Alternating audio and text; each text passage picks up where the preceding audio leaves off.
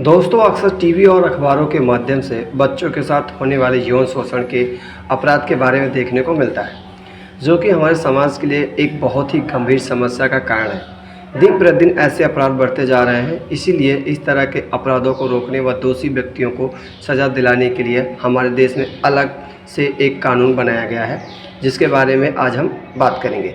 तो नमस्कार दोस्तों, आप सभी का स्वागत है सोनू पटे एलएलबी में, और मैं हूं आप सभी का प्यारा दोस्त सोनू पटे।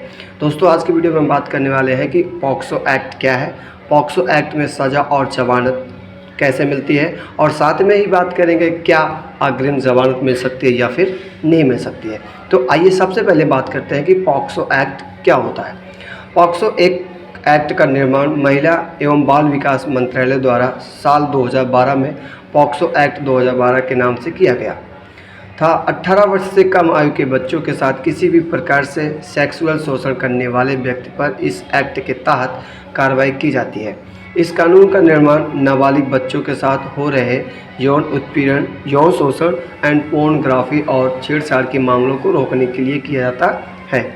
इस कानून के द्वारा अलग अलग अपराधों के लिए अलग अलग सज़ा का प्रावधान भी दिया गया है। सबसे पहले हम बात करते हैं कि POCSO act full form in Hindi.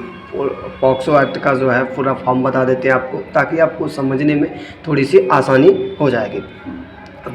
अब POCSO act full form protection of children for sexual offence act.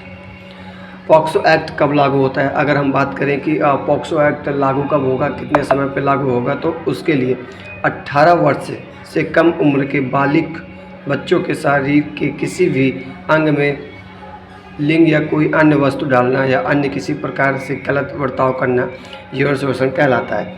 यदि कोई व्यक्ति किसी नाबालिग बच्चे, मिनर चाइल्ड या यौन शोषण करता है तो उस व्यक्ति पर पॉक्सो एक्ट के तहत मुकदमा दर्ज कर कार्रवाई की जाती है। अब साथ में ही बात करें कि अगर कोई व्यक्ति इस केस में फंस चुका है तो कैसे हो सकता है। पॉक्सो एक्ट के तहत पुलिस की क्या जिम्मेदारियां होती हैं?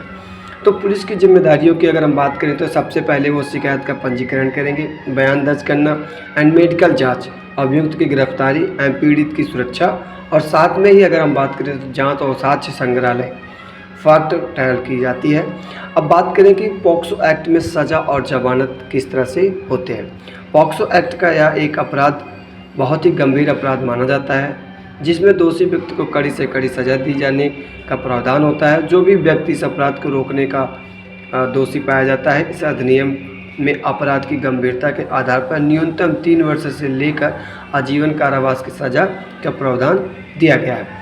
और साथ में ही बात करें तो पॉक्सो एक्ट में मृत्युदंड की सज़ा, पॉक्सो एक्ट में संशोधन के बाद यह फैसला लिया गया है कि अगर कोई 12 साल से कम उम्र की लड़कियों के साथ बलात्कार का दोषी पाया जाता है तो दोषी व्यक्ति को मौत की सज़ा दी जा सकती है। अब बात करते हैं कि पॉक्सो एक्ट में जमानत का प्रावधान कैसे होता है। यदि किसी व्यक्ति पर नाबालिग बच्चे के साथ यौन शोषण जैसे अपराध करने के तहत मुकदमा दर्ज किया जाता है तो उसे किसी भी प्रकार से जमानत नहीं दी जाती है।